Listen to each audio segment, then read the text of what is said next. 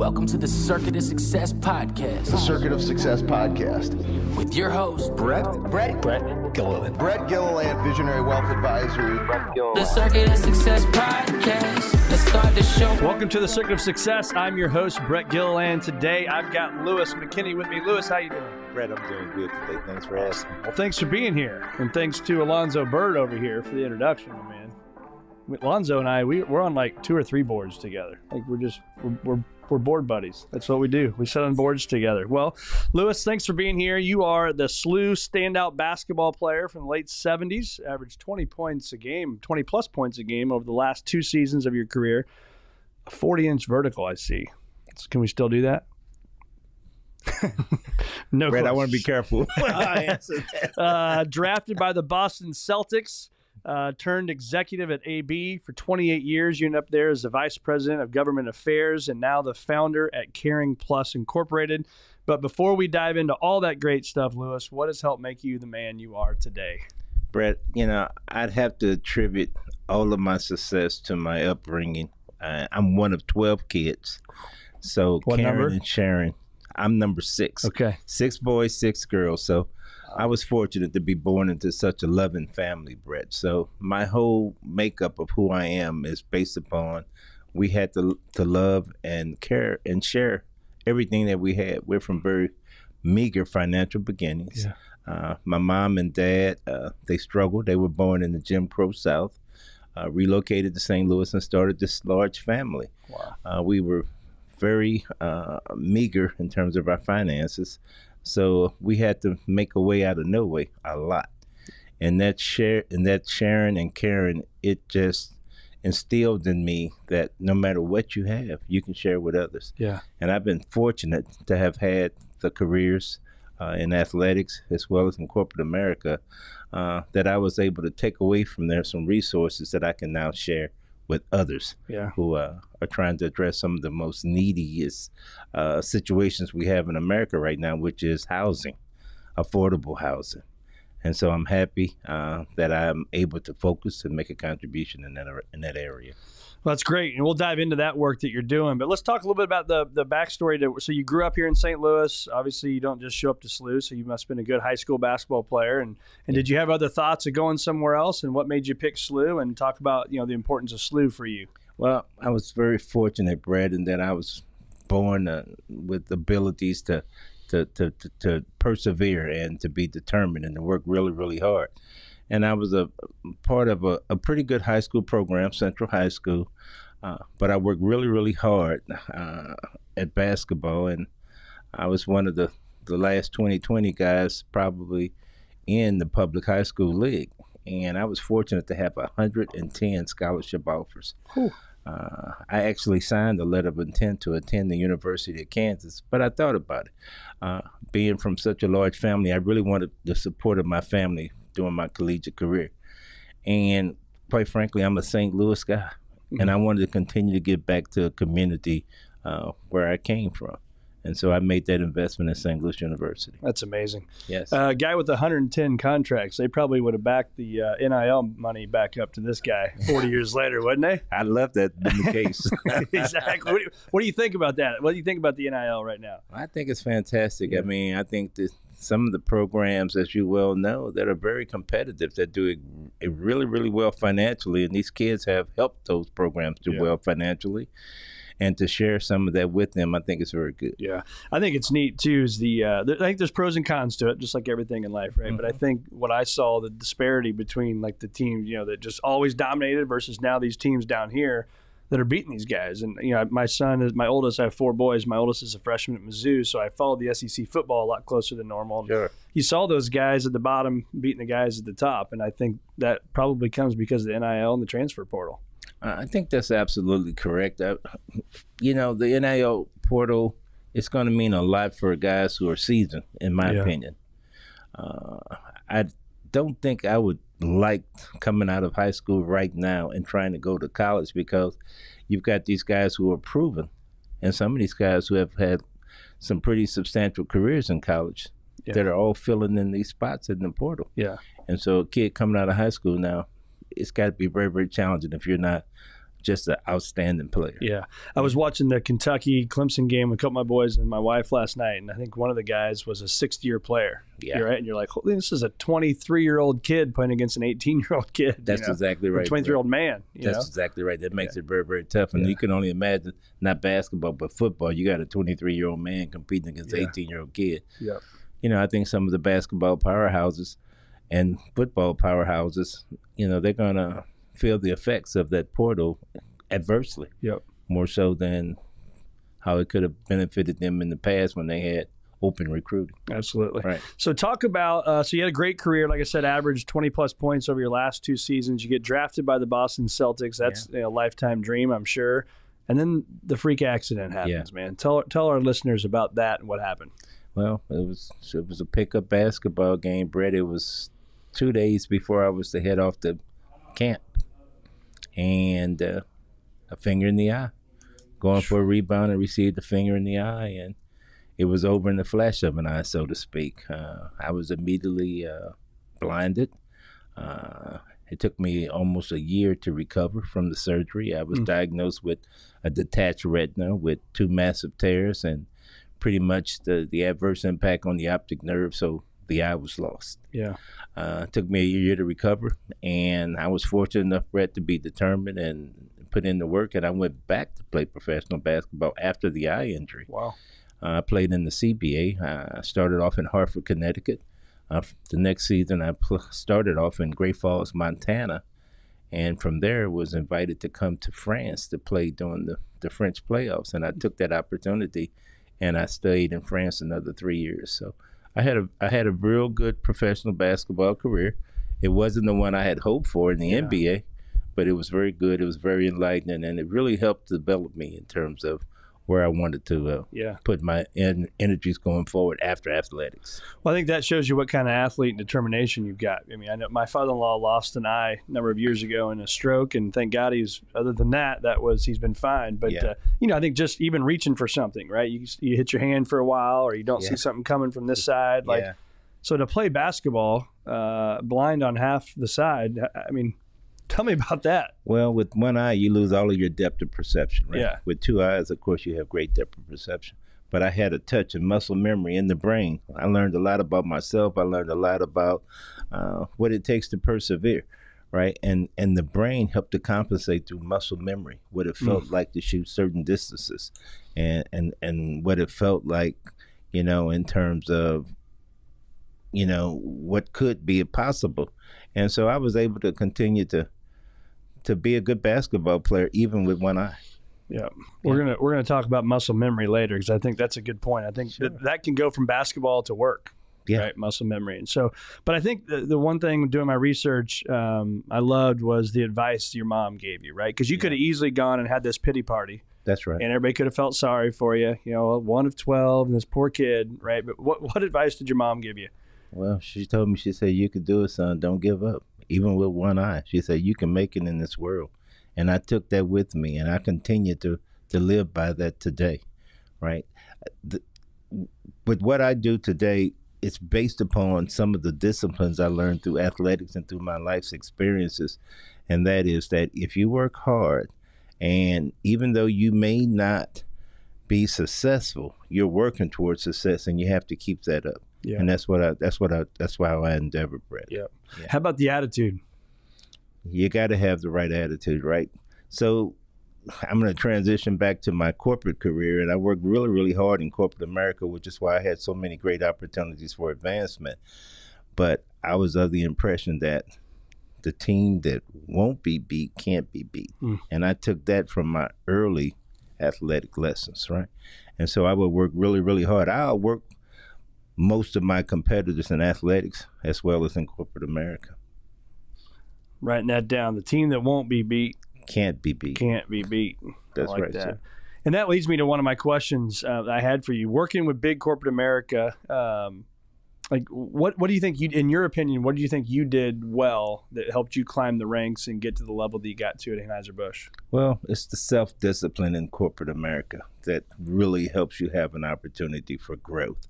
And what I did was to analyze that here's the thing that helps move this company forward, and how do you make your greatest contribution in that area?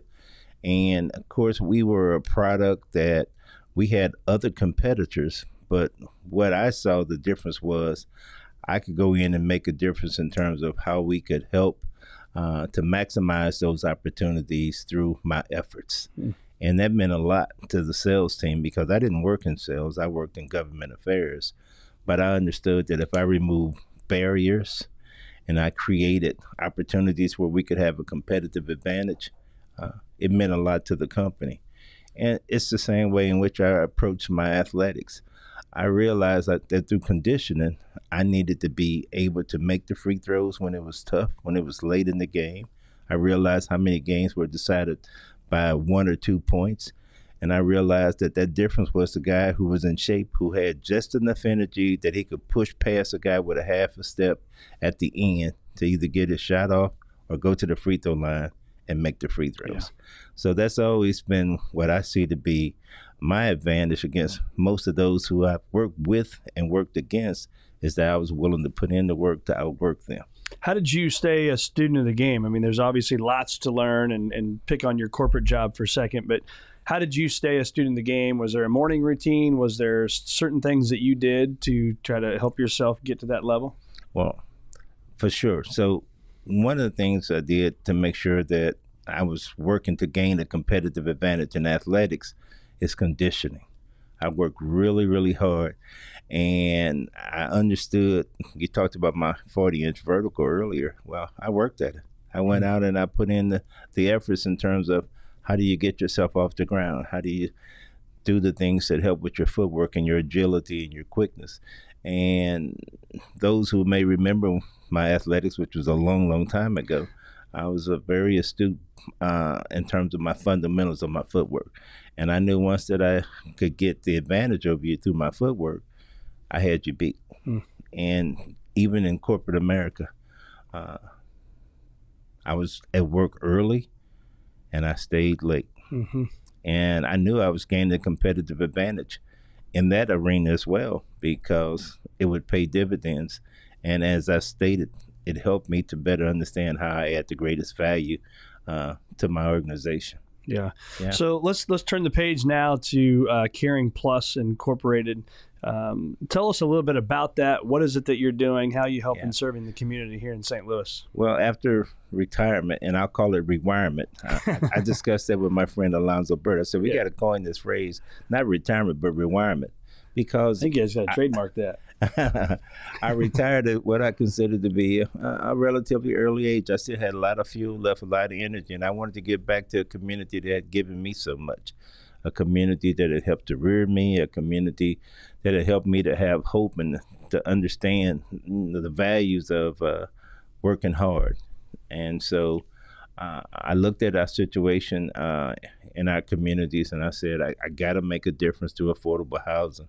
I mentioned earlier I was one of 12 kids. Well, I grew up in public housing. And when you grow up in public housing, you get a lot of life lessons.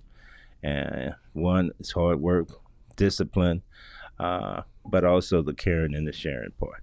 And I realized that as a family, when we transitioned from public housing to our own residential housing, it gave us a completely different mindset in terms of what the future can be. And I know people who are trapped in situations where the housing is not good. It really creates a burden for them in their mindset and their approach to daily living. So when I retired, I wanted to give back, and I saw here's an opportunity for affordable housing. I can only do so much, but everything I can do is going to add value to communities where affordable housing, quality affordable housing, is not readily available. Yeah.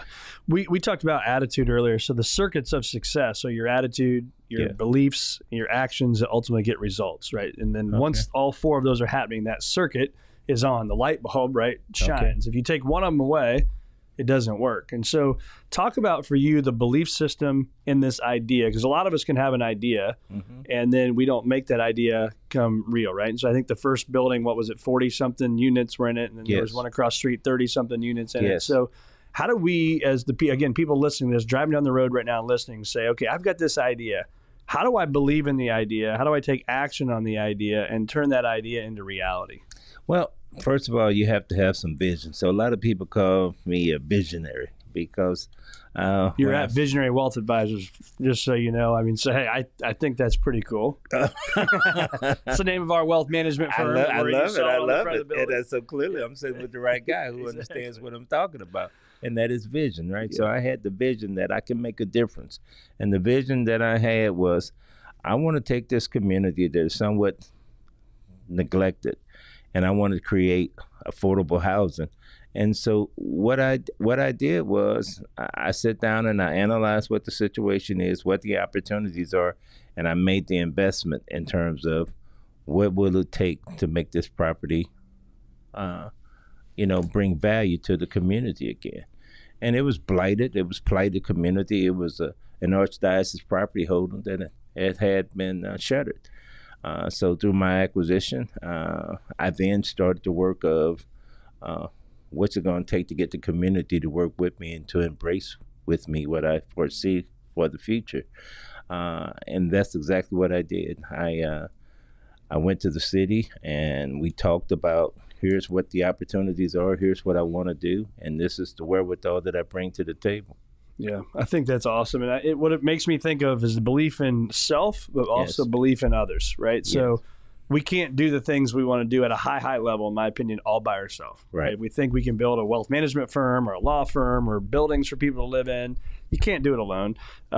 So talk to us about the two different parts of that belief.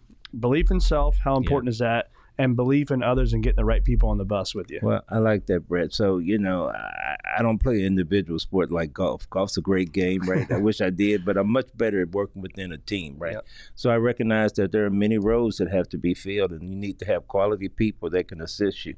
So I had a great family from the beginning, and I knew what that was like to fit into a family and what role I needed to play to help enhance the quality of life for my family. So when I looked at every opportunity I've had, whether it's in athletic, corporate America, and now in what I'm doing and giving back, I know I needed the support of my friends. Yep. So I went to my friends and I asked them, what do you see? How do you see we can add value in this community, enhancing the quality of life? And so we took a look at exactly how do you do that. I asked friends to join me, and I've got a great board that's made up primarily of friends. Mm-hmm. And, friends want to help friends, right? And they see me wanting to give back, and so they bought into wanting to help me. And each of them plays a specific role on my board. I have people who help me strategize in terms of how do we not just finance, but build and develop, but then market it as well. Yep. And then how do we add value to the people that we want to put into the property? Because a lot of times, if you put the wrong persons together, it's not a concert. It becomes something that's not very well functioning. And so it takes all of that working together to get it done. So I think in terms of being most successful is that I have the ability to envision what needs to take place. And then I have the ability to go out and to assemble the team that can help me bring this to reality. Yeah. So you have to be organized, you have to be disciplined, and then you have to go out kind of like athletics. Once again, I keep falling back and making that analogy, but you have to have the good leadership, you have to have the discipline, you have to have the hard work to make it happen. And I think too is you got to be crazy enough to believe that it can happen, right?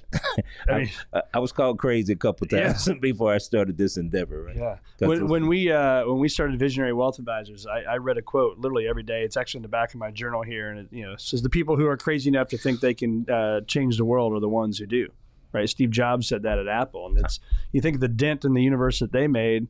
That's on a much smaller scale than Apple, but that's what we're all trying to do, right? Make a dent in the universe, but be crazy enough to believe it, and that's what you've done. Fair? And likewise, Brett, I've heard a lot about the work that you're doing in terms of giving back as well. Now, clearly, you've made it as an individual, but you're bringing along other people as a part of your organization. But not only that, you're not for profit and what you're doing to give back. So I want to applaud you for what you're doing. Thank you. To make a difference in others' lives as well. Thank you very much. I appreciate that. So how do people get involved in your organization? And also, before we even go there, actually, who are the people that you are supplying housing to? And then what's that process like to get involved so they can maybe get one of those places? So our initial efforts were to provide quality, affordable housing for seniors, but now we've expanded that to include families. So I'm very happy that we just finished a 31 residential housing development where we now have 31 families living in 3-bedroom, 2-bath, 1,400 square foot homes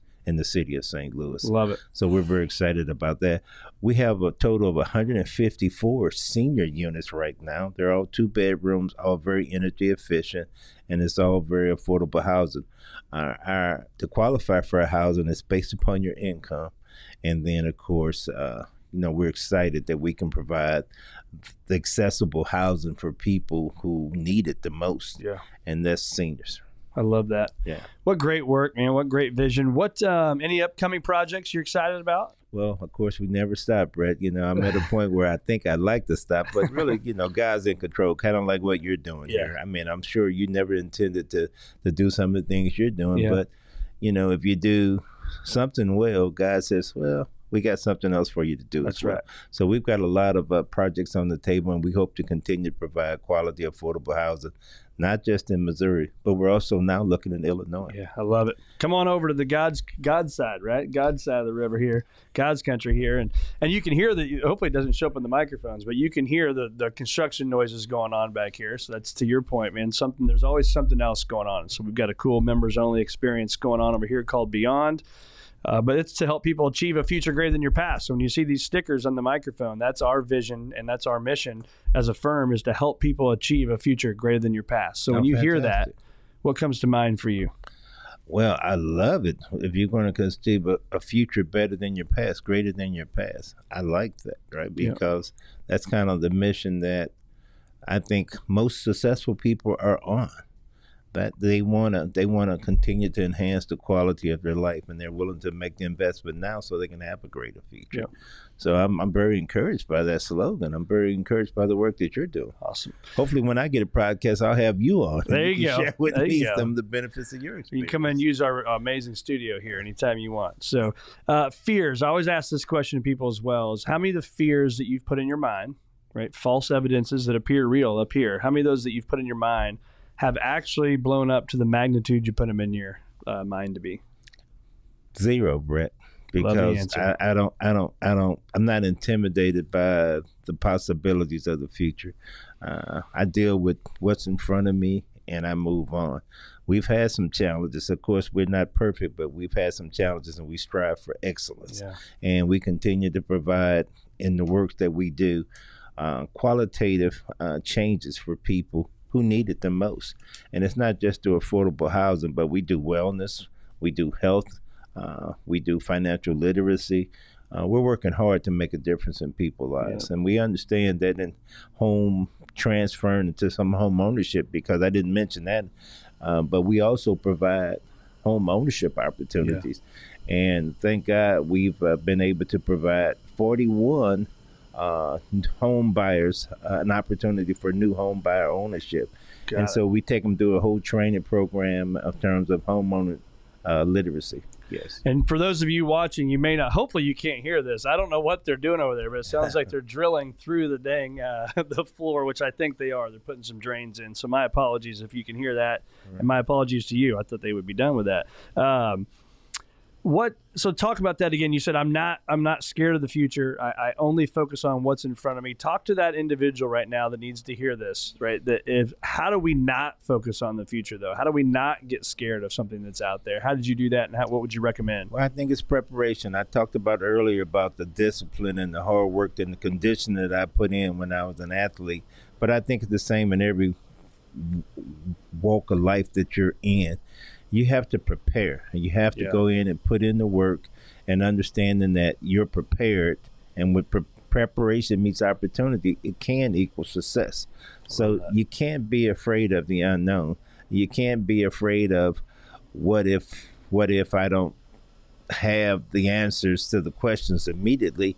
You prepare yourself based upon your current experiences, and you anticipate, there'll be some questions I don't have, but let me answer those questions based upon my experience and what my whole discipline is. Yeah. talk to the other people as well as, like I'm sure we're a lot alike to where successful people, you have a lot of ideas that come into your mind nonstop, right? Yes. And so how do you pick and choose which great idea that you're going to do, and what's that process like for you? Well, that's discernment is what you're describing, correct? And of course, like yourself, I have opportunities that prevail themselves to me on a regular basis, but I also try to stay within what I consider to be where I'm most capable of making some impact.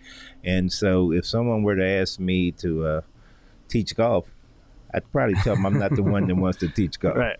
But if you want to develop affordable housing, if you want to figure out how can you make a difference in people's life and make people feel good about you working with them, let me help you out in that regard. So that's my approach to life, Brett. One of the things I've learned along the way through teamwork is that if you have the right people on your team with the right skill set, you can create a successful path forward. And so I would say that as you look to grow in your future, assess exactly what your abilities are, assess exactly where you think it's best that you engage a consultant, someone who has the expertise and the experience in areas where you're lacking. Yeah. And you build that teamwork, and that's how you make a difference. Yeah. Makes me think about staying in your lane. And I think when you're younger in your career, you don't want to look like if let's say I was trying to sell you on something, I don't want to come across like I don't know what I'm talking about, right? Sure. But what I found in my career, and I'm sure you would agree with this, is that the more I stay in my lane and just be okay with saying, I don't know, but let me find the person that can help you with that. Would you agree with that? Did you see that in corporate America as well? Yeah, I think, once you become comfortable with what you don't know, and what you do know, I think that's also a very much a good way to live your life. And don't be afraid to tell people you don't know. Yeah. And but I can refer you to others, or I can help you in terms of getting the information that you need to make the right decision, right? And what I found is if you say, I don't know, but let me find the right person and then connect and then they make it happen, right? Yeah. That's what they care about. It's like, oh man, he didn't know that, but he got me this, he introduced me to Alonzo who does know that, right? Like, that's the big deal. So, well, I work very closely with a number of different types of experts in the work that I do. I have to have a good legal team. I have to have a good engineering team. I have to have a good architectural team. I have to have a good general contracting team. And my job is to bring all those people together for the greater good in terms of what our project is. So I think, and get out of the way, right? Yeah, you have to get out of the way, right? I have to let the lawyers do their work, and I have to let the architect do their work. And of course, I get the opportunity to look it over. That's the discernment in terms of my vision on how does this come together to make my project a success. I love it. Yeah. So let's go back to that muscle memory you talked about for basketball. And what it sparked in my memory was when I was a young financial advisor and we're giving presentations to potential clients, and it was one of those, I could just do it in my sleep, right? And that's that muscle memory. To you, same thing, right? I shoot a free throw, I know exactly what it's like. And I coach basketball and I talk up the kids all the time. It's muscle memory. Like, what did that feel like? Put it in your mind, right? And just keep doing that shot. But I think, let's talk about the business side of that. Don't you think that professionals have to do that same quote unquote muscle memory, that same free throw shot day in and day out with whatever they're doing at work every day?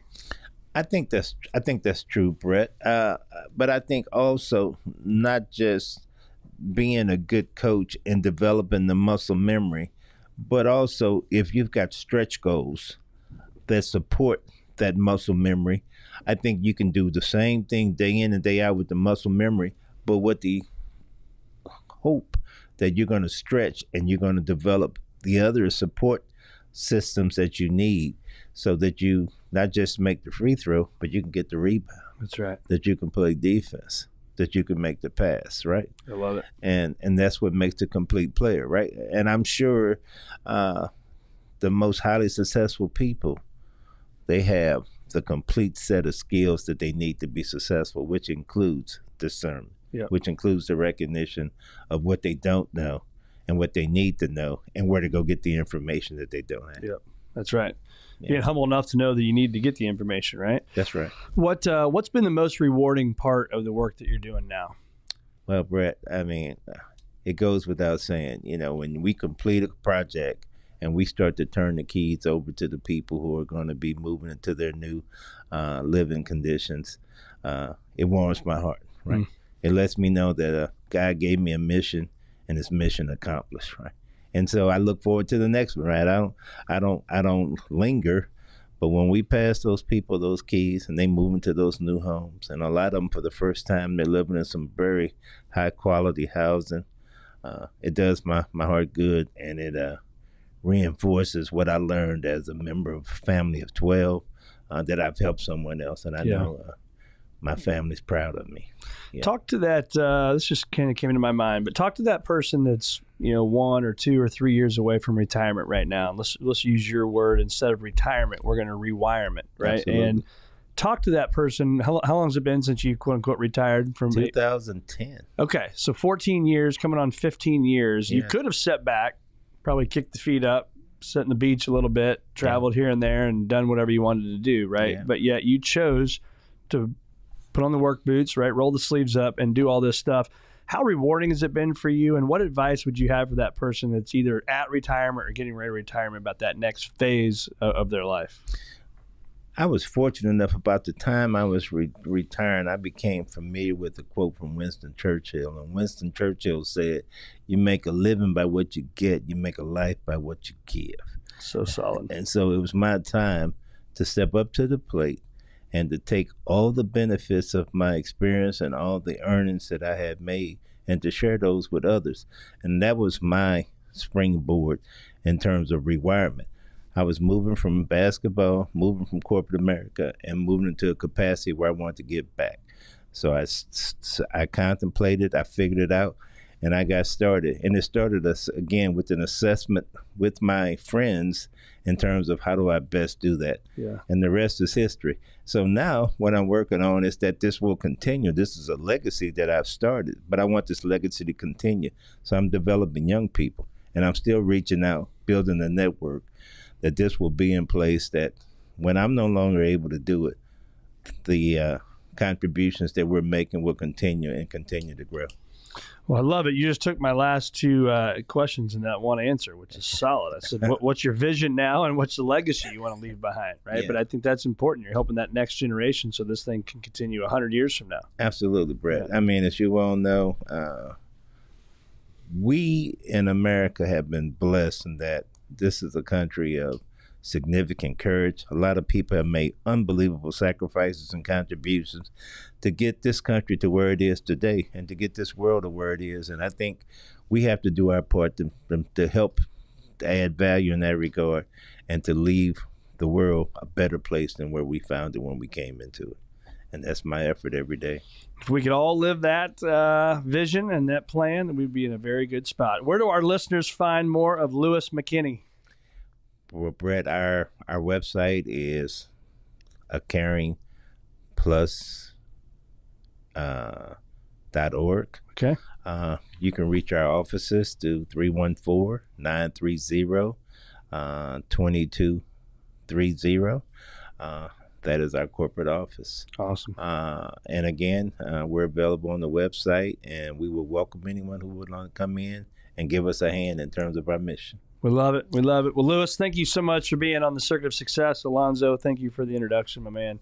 It's been awesome. What a great interview, and appreciate all you're doing for the city of St. Louis and for all those individuals you're helping, man. Thank you very much. Thank you so much, Brett. It's been an honor and a pleasure.